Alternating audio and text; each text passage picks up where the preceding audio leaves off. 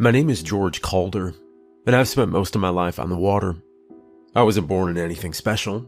My old man fished because his old man fished, and I followed them both because there wasn't much else to do in a town where the sea touched everything. I learned early how to mend a net, how to keep a hook sharp, and how to tell when the clouds meant trouble. Most people learn their letters in school. I learned the way weather changes its mind. I worked the boats from the time I was big enough to coil a rope without tripping over it. It wasn't a romantic life. Anyone who tells you otherwise hasn't spent a dawn with cold spray hitting the cuts on their hands. But it was a life that made sense. You work, you sweat, you eat, you sleep. You pull something from the sea, and the sea lets you keep it. I never stayed in one place for too long. Some ports were friendly, some weren't. Some crews talked too much, some barely at all. I kept mostly to myself. For a while, I worked the long line boats out on the cold, open routes. Hard men, longer days. The kind of work that shakes the bones loose in your back if you stand wrong. After that, I tried the smaller charters, the kind where tourists want pictures of the fish more than the fish themselves. They paid well enough, but that life made me feel, like a prop. I wanted real work, not to smile for a bunch of strangers. So when I saw an angling job posted in a regional paper, I didn't think twice. It was straightforward. A small fishing community off the coast, steady pay, a need for experienced hands. I figured I'd take it for a year, maybe two, build some savings, and see what came next. I packed light. Few shirts, one jacket, my knife. The habits of a man who expects to keep moving. The trip out wasn't supposed to be complicated. The weather that week looked clean on the charts. I left the mainland with supplies, a patched up boat of my own, and enough fuel to reach the island with time to spare. For most of the day, the weather was calm. Few seabirds overhead, normal winds. Nothing strange at all. The storm rolled in faster than anything I'd seen.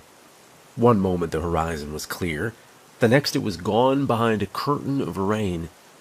In my line of work, you get used to sudden turns in the weather, but this one hit like it'd been waiting for me. The waves lifted my boat higher than felt reasonable. Each impact rattled the boards under my boots.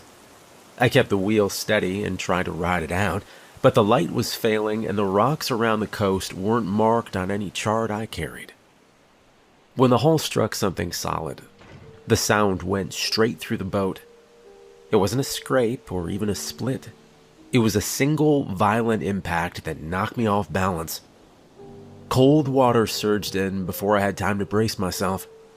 I tried to check the damage, but another wave came down hard and the world tipped sideways. I remember the taste of salt, the weight of wet clothes, my hands reaching for anything that would float, and then nothing for a long while. Waking up later in a place I didn't recognize wasn't part of the plan. Neither was losing my boat or finding out something had taken a chunk clean out of it. But life rarely asks what you're prepared for. It just hands you the next situation and waits to see what you'll do with it. That's how I ended up here, on Redstone Isle, with only my name, my skills, and the hope that steady work might still be waiting somewhere on the docks. I didn't arrive clean or proud or ready. I arrived because the sea decided to spit me out instead of swallowing me whole. And that's where everything truly began. My first days on Redstone Isle were slow, mostly because no one explained anything outright. People here speak in pieces, like they expect you to already know how things work. I learned most of it by listening and asking the same question twice until somebody finally gave me a full answer. The island, it's got two towns, Big Red and Little Red. They sit close to each other, separated by a short stretch of water that looks harmless until the weather changes. Big Red is where I ended up. It feels like time stopped moving somewhere around the early 1900s. The buildings are old wood. The roads are dirt and gravel. Horses pull supply carts, Generators run on coal. There's radios, but they only pick up a few stations. Cell phones don't work here at all. You can bring one, but it'll stay in your pocket the entire time as dead weight. Big Red sits on the docks, and most people here work with boats in one way or another. Some fish, some repair engines, some haul crates. Everything depends on the sea. Little Red is quieter, mostly homes and a few storage yards, along with a small fish processing station. It takes an hour to get there by ferry, or about half that if your boat has a good engine. The mayor of Big Red is Charles Rupert. He looks like a man who keeps polite habits. Clean clothes, a steady voice, always watching the person he's speaking to, making sure to look you in the eye. He stepped into power after the former mayor mysteriously disappeared. Yeah, people still talk about that. They say the old mayor was, for lack of a better word, a nut job. No one's told me the full story yet, and Charles doesn't bring it up.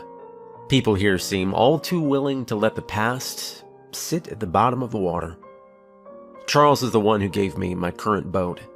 Used to belong to the town fishermen, who also disappeared. No one wanted to claim it, so he passed it to me with a condition that I would pay off the cost through fishing work. Let's just say it's not a small debt, and it forced me to stay put. Couldn't exactly argue with him, considering the fact that him and his men had to literally fish me out of the water. I was lucky he wasn't charging me for my medical bills. Then there's Julian. He runs the bar near the docks.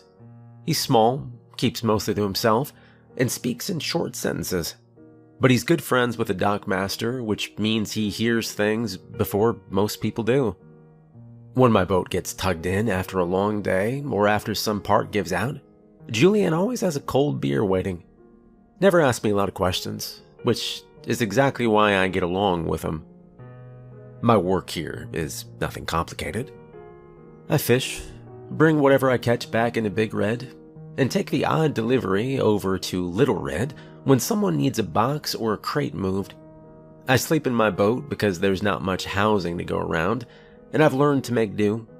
Mornings on the dock are noisy, nights are quiet, and most of my time is spent fixing whatever decides to stop working that week. I pay my debt little by little, and I try to keep some kind of routine going. Most days pass without trouble. Some don't.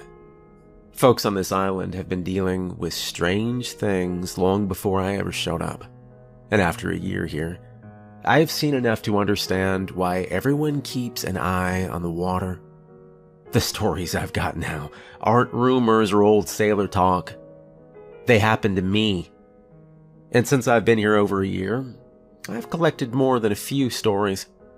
There are strange things in this town, and stranger mysteries waiting under the surface. If you're willing to listen, oh, I can tell you about them.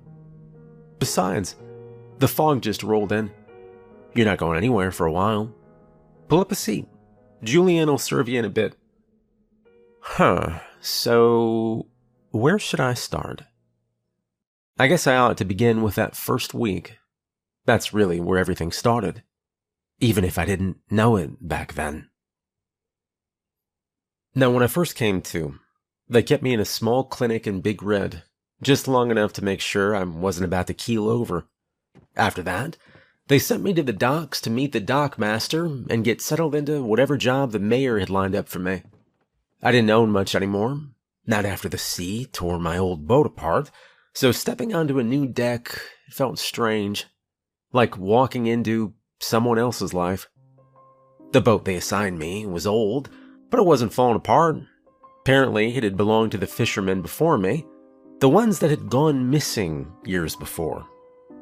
The boards were worn smooth from years of work, and the hull had patches where the paint had peeled away. Still, when I knocked on the wood with my knuckles, it sounded solid, sturdy in its own way. The motor coughed when I tested it, like it was trying to clear its throat after a long sleep.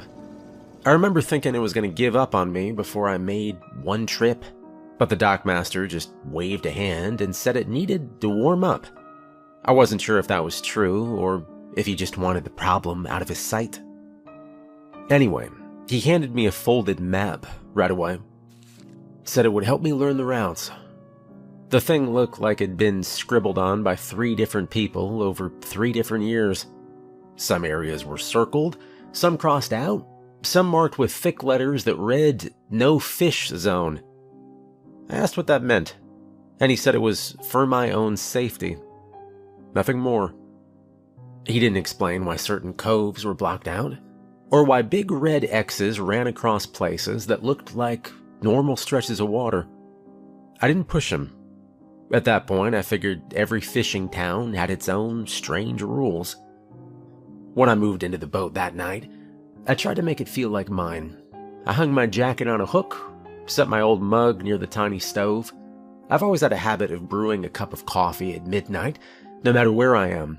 Started years ago, mostly out of stubbornness. So I found the kettle, filled it up with water, and set it to heat. While I waited, I noticed one of the floorboards near the bunk sitting a little crooked. Not enough to trip on, just enough to be noticeable. I'm the type who fixes things as soon as I see them, so I crouched down and pressed on it. It gave way under my hand, loose at one corner. I grabbed a rusted flat tool from a drawer and pried it up. Underneath the board was a folded piece of paper, stiff at the edges from age. When I opened it, my eyebrows went up. It was the missing part of the map the dockmaster gave me earlier that morning. The torn edges matched perfectly, like they were 2 halves of one thing. Only this piece showed something new. There was a small island drawn about an hour east of Redstone, a narrow shape labeled Candle Cove. I'd never heard of Candle Cove, and no one had mentioned it to me. I held the 2 map pieces together, trying to picture why someone went through the trouble of ripping this section off, and why hide it under a floorboard. I didn't have answers, so I taped them together the best I could and set the full map aside. I figured I'd take a look at Candle Cove once I had a free hour or 2. Didn't seem dangerous, at least not on paper. Just another little island sitting off the main route. That first week went by smoother than I expected. I took the boat out early each morning, and thankfully the motor worked well enough once it warmed. The lines held, the nets behaved, and the sea felt calm. I caught plenty of cod and blue mackerel, which were the usual catches around here. Enough to start paying off the debt the mayor talked about. The town fishmonger looked pleased every time I walked in with a crate over my shoulder. He introduced himself as Simon, someone who, like myself, had taken on the family business. On one of those days, the sun was just setting when I went back to the fishmonger. The place smelled like salt and cold metal, the way every fish shop does. The old man was sorting through a stack of orders when he looked up at me. "You, George?"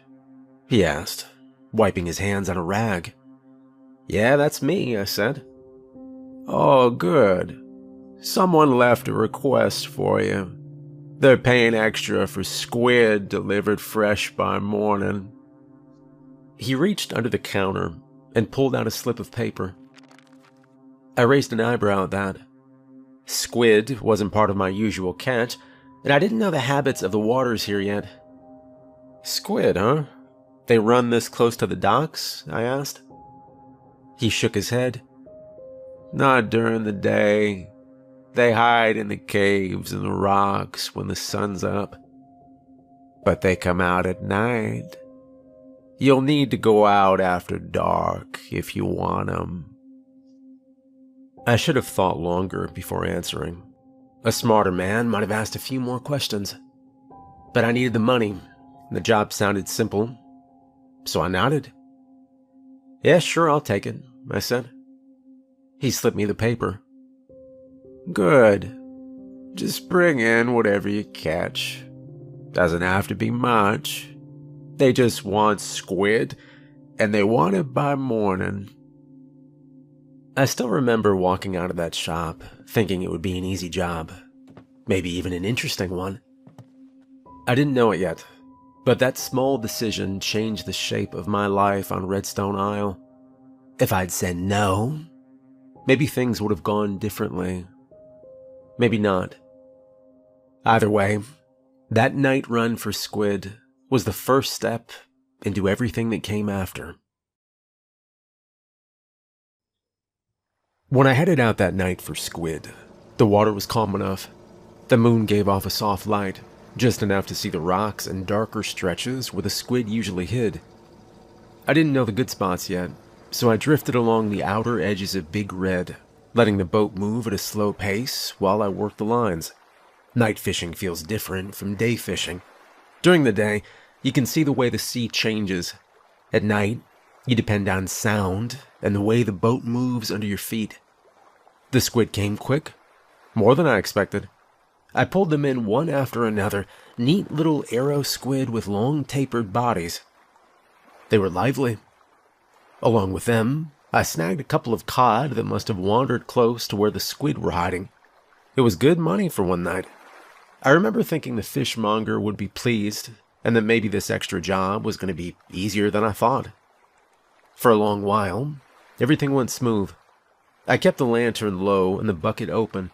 I settled into the rhythm of casting, pulling, sorting, and moving along the rocks.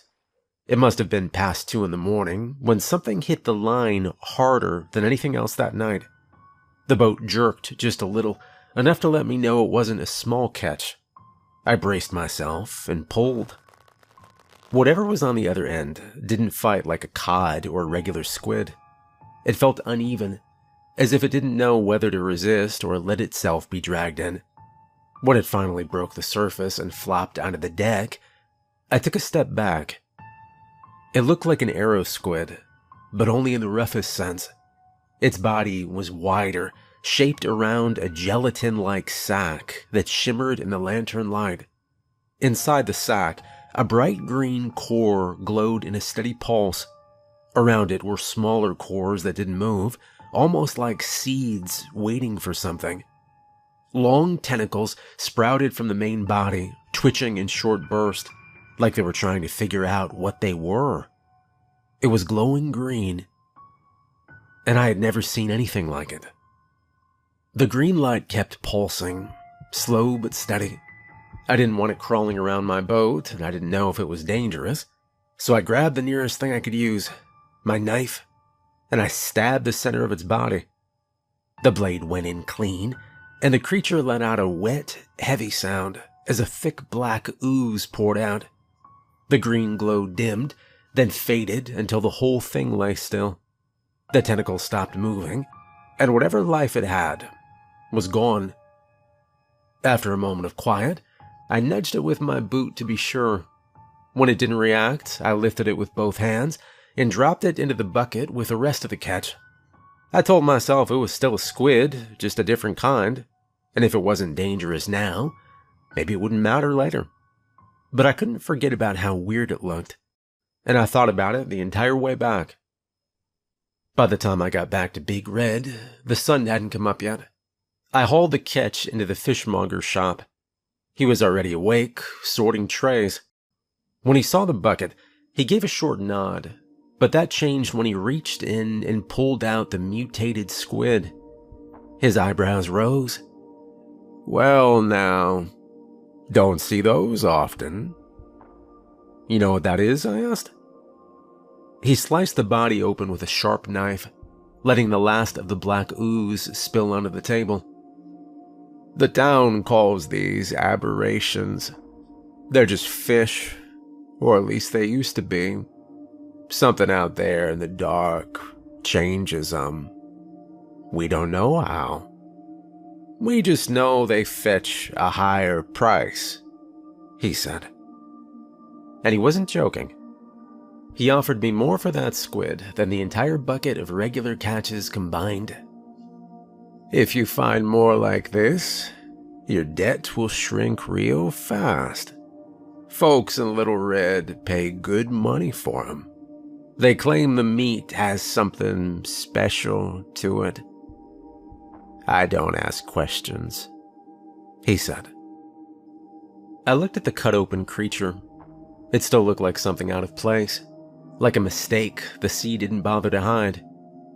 The fishmonger kept talking. Be careful, though. Most of these turn up at night, and once the fog rolls in, hard to keep your wits about you. More than a few boats have gone missing because of it. Some people think the fog brings them in closer. Others think it hides something." He shrugged, as if losing boats was just something that happened. I carried my pay out of the shop, not knowing how to feel. On one hand, I needed the money. I needed to pay off that boat so I could choose my own life again. On the other hand, catching things that glowed from the inside wasn't exactly part of my job description. But I told myself I'd take what came. If mutated fish were going to pay down my debt faster, then that is the work I would do. I didn't have many choices at the time. When I got back to my boat that morning, the sun was just starting to color the town.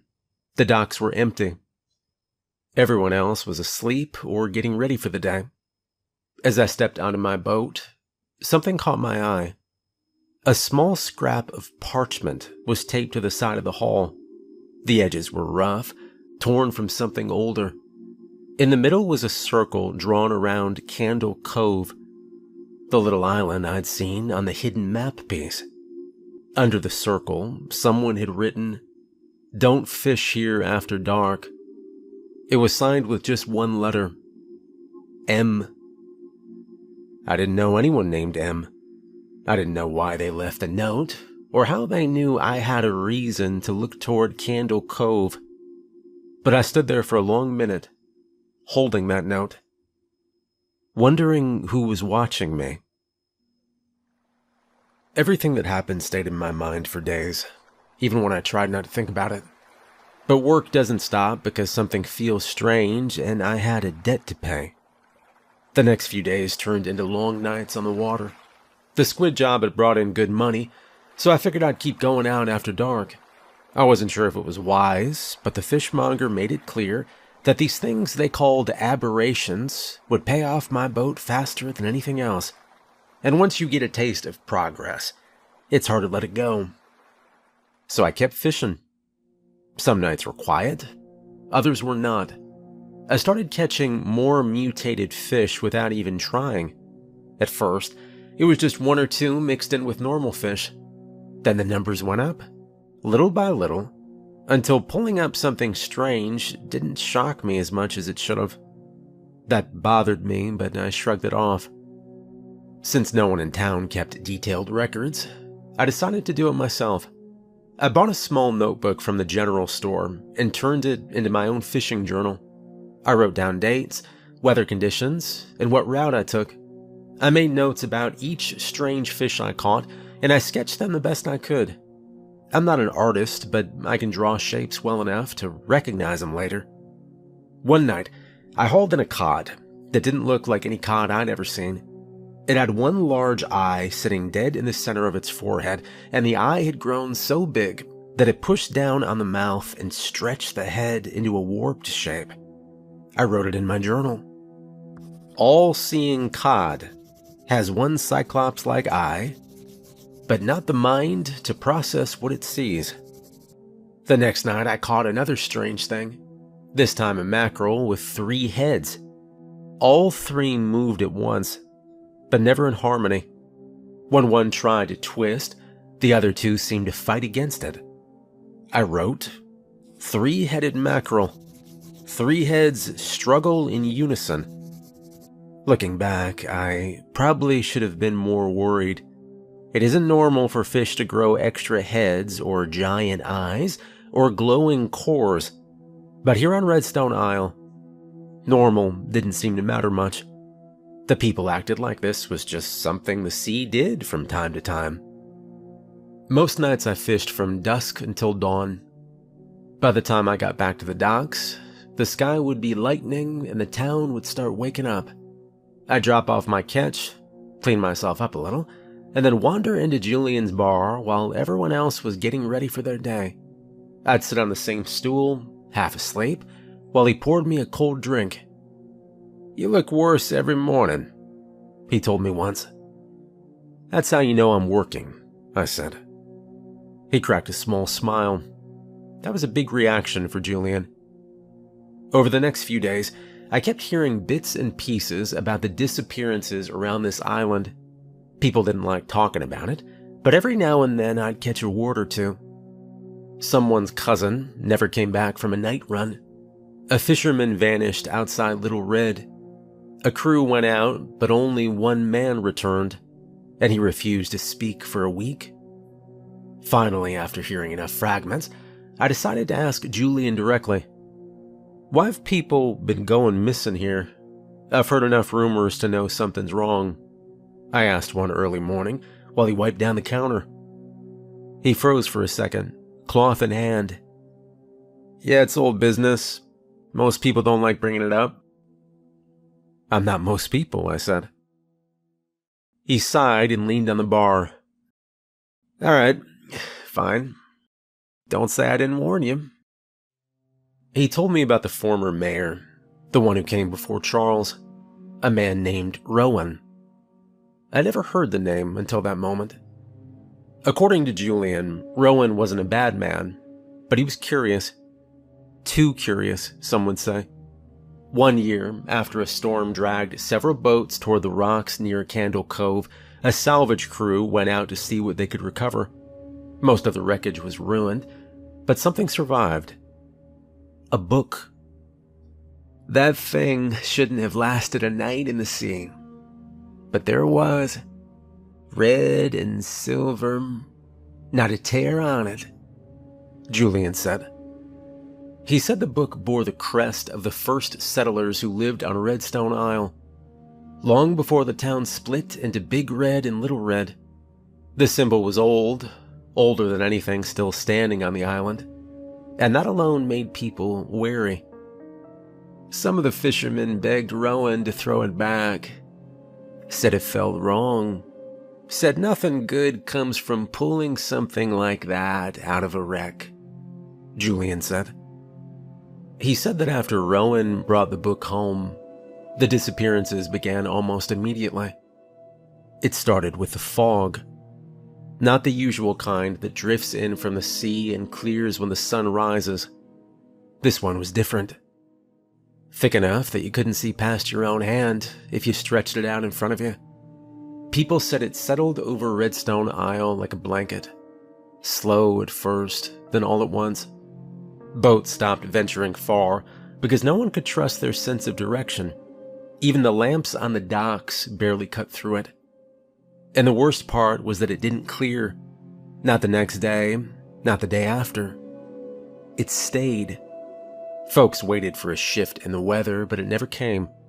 Days passed, and the fog became part of life, something you lived with, even when you didn't want to. A few weeks later came the commotion at the old mayor's house. Julian said he remembered the shouting first. People ran out of their houses thinking someone was hurt, only to see Rowan standing on the balcony, the one that faced the ocean. He was throwing things over the railing. Not small items either. He tossed out a chair first, then a framed painting, then boxes, then jewelry, anything he could drag outside. Some of the townsfolk tried to stop him, but he kept going, yelling the same thing over and over. "Give it back! Give it back!" His voice carried all the way down the street. Even people near the docks said they heard him. No one knew who he was talking to or what he thought he'd lost, but no one forgot how he looked that day. Strained and wild-eyed, like a man who'd seen something he couldn't put into words. And a few days after that, Rowan disappeared. Nobody saw him pack or leave. He was just gone. His family, a wife and a young son, left town the next morning. Some say they were frightened. Others say they knew more than they let on. Whatever the truth was, they never came back.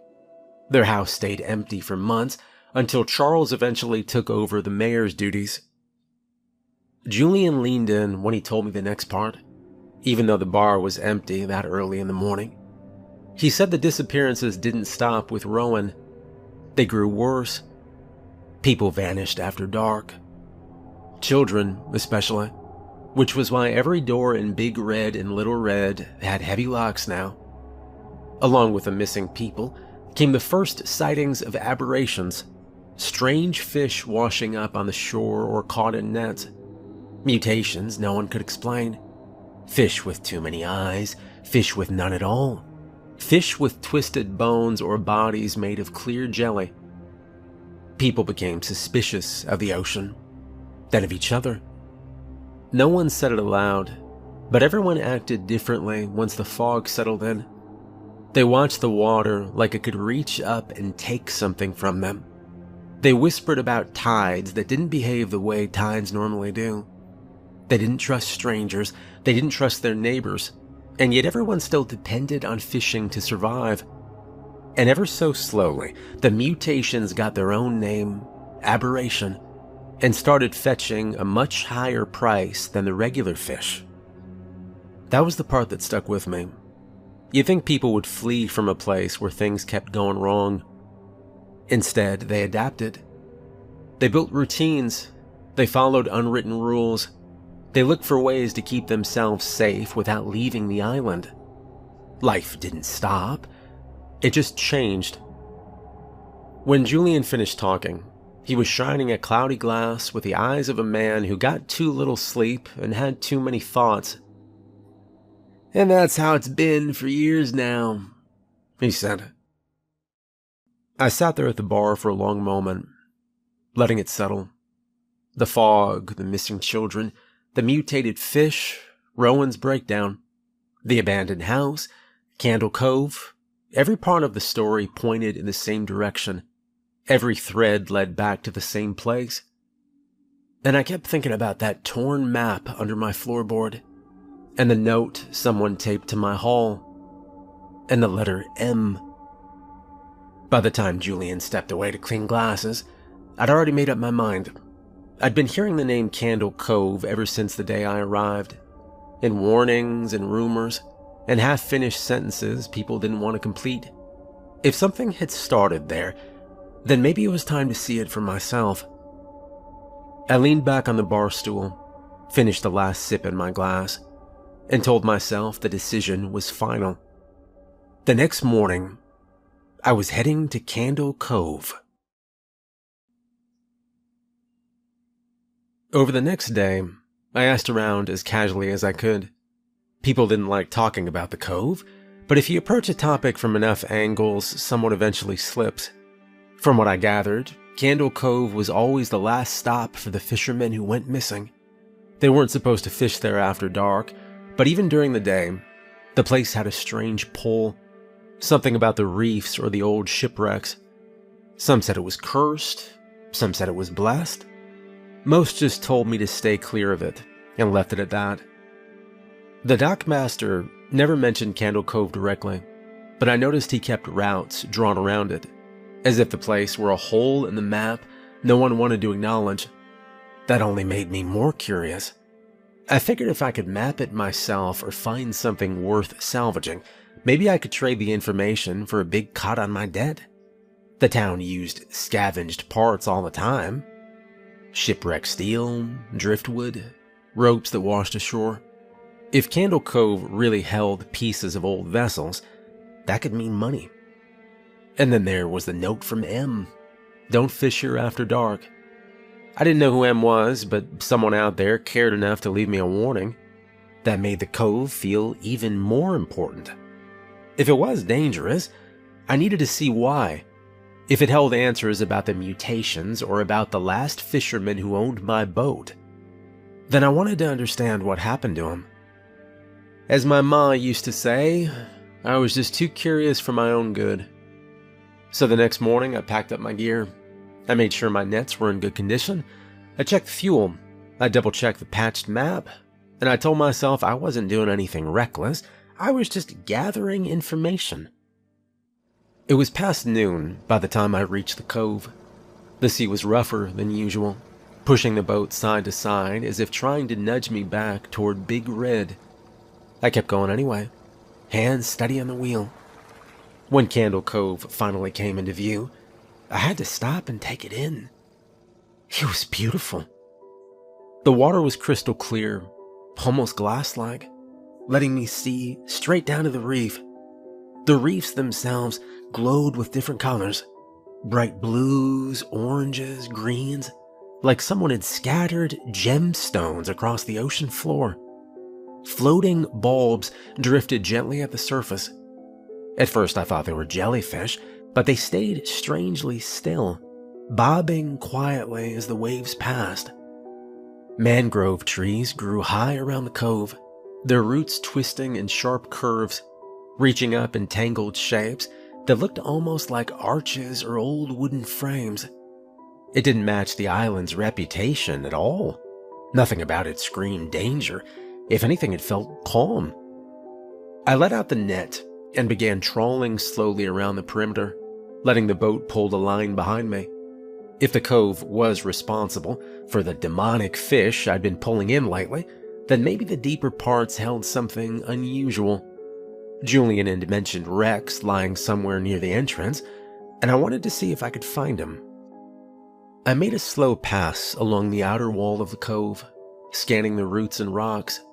The water was so clear that I could make out shapes on the bottom, broken planks, rusted metal, old ropes caught between rocks, pieces of a ship, maybe several ships, scattered across the floor like someone had emptied a storage chest underwater.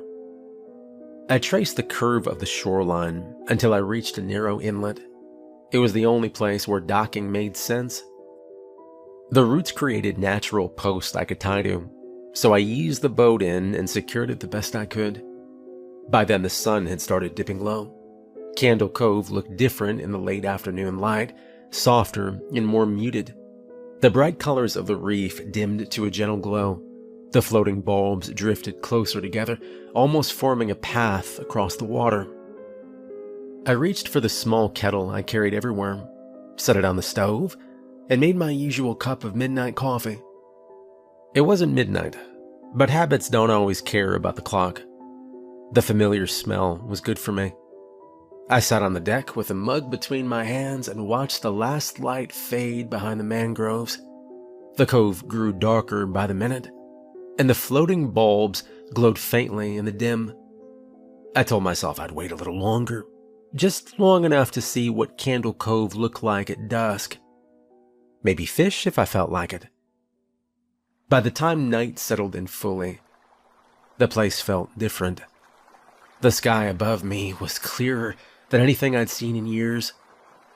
The stars looked sharp and bright, scattered across the dark like someone had tossed handfuls of salt into the air. With no towns nearby and no generators humming, the sky showed everything it had. It was one of those rare nights where the world feels untouched. I let myself relax a little. I leaned back on the deck, let out a slow breath, and looked straight up. For a moment it was peaceful. I almost forgot about why I came here in the first place. The cove felt quiet, the boat felt steady, and the warm cup in my hands made the whole scene feel almost normal.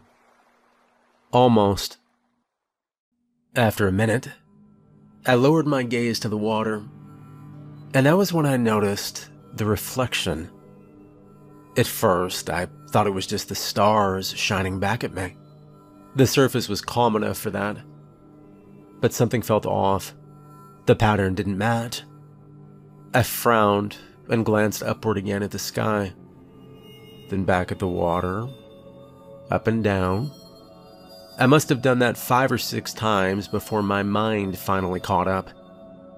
The stars on the water were blinking, not shimmering or rippling with the waves. Blinking, and they didn't match the sky above. A bulb floating near the surface of the water closed slowly. Another opened near it. A cluster tightened, as if reacting to the night air, adjusting themselves. I felt my entire body go still as realization washed through me. These weren't reflections. They were hundreds of eyes.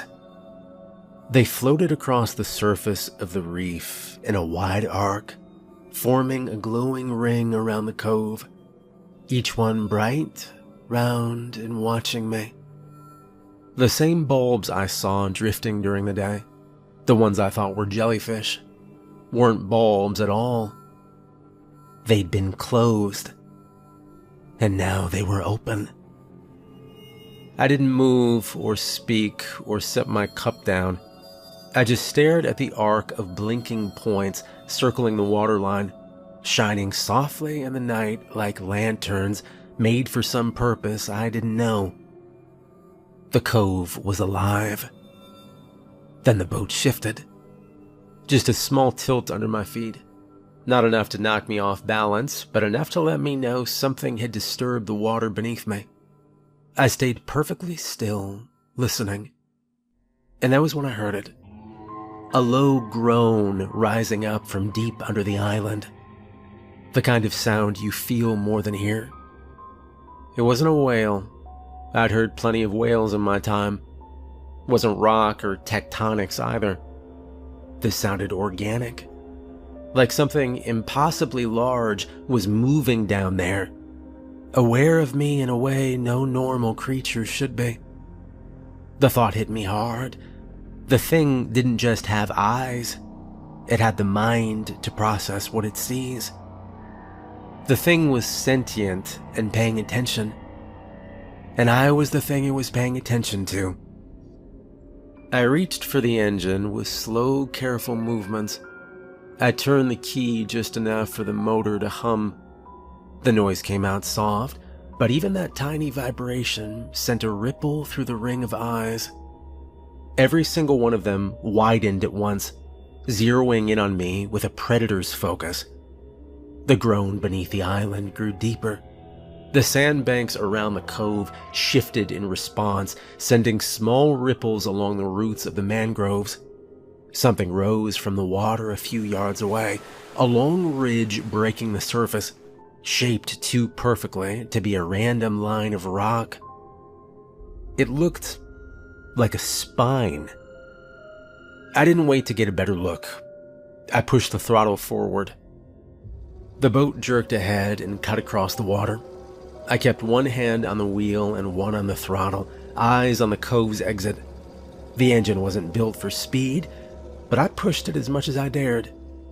Behind me, the glowing eyes didn't scatter. They didn't drift apart.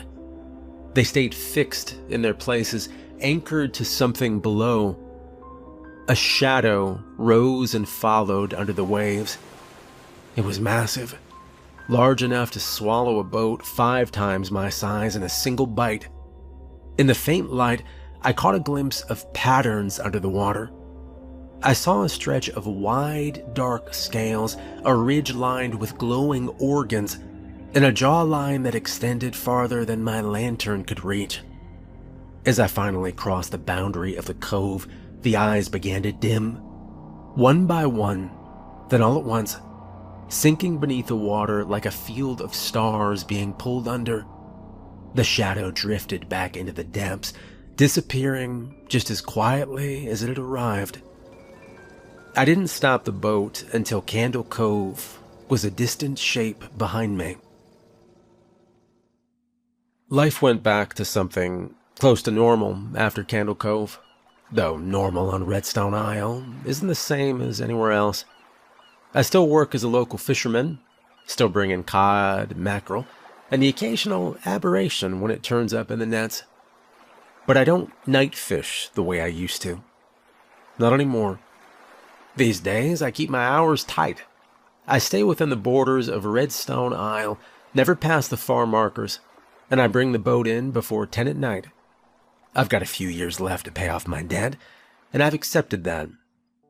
The sea gives what it gives, and the town takes what it takes. I earn my keep. I repair my boat. I sell what I catch. Some weeks are good, some are thin, but I know the pattern now, and I stick to it. Of course, even with routine, the mysteries don't go away. The fog still rolls in every night and every day, thick and heavy like it belongs to the island. People pretend it's just weather, but they watch it the way you watch a stranger at your door. No one knows why it never clears. The old mayor vanished, no trace. And if you ask around, you'll get 10 different answers and none of them satisfying. As for the disappearances, well, everyone claims they're random. But people say a lot of things when they want to feel safe.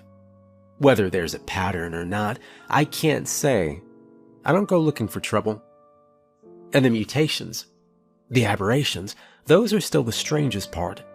They show up more often than they used to. They sell fast. Someone always buys them at a higher price, though no one talks about who or why. I could ask more questions, but after what I saw at Candle Cove, I'm not sure I want answers. Some things stay manageable, only because you don't shine a light on them. But you look like someone curious, someone new.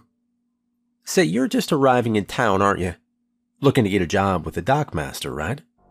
Folks like you show up every few months, fresh face, big plans, thinking this place will be quiet and simple. Maybe you ought to rethink your choices. Maybe not. I have no idea why you're here, or what you think you need to prove. But mark my words, this island has strange stories, and even stranger things hiding out there in the fog. Keep your eyes open. Keep your routes close to shore. And if anyone ever hands you a map with missing pieces, ask yourself why.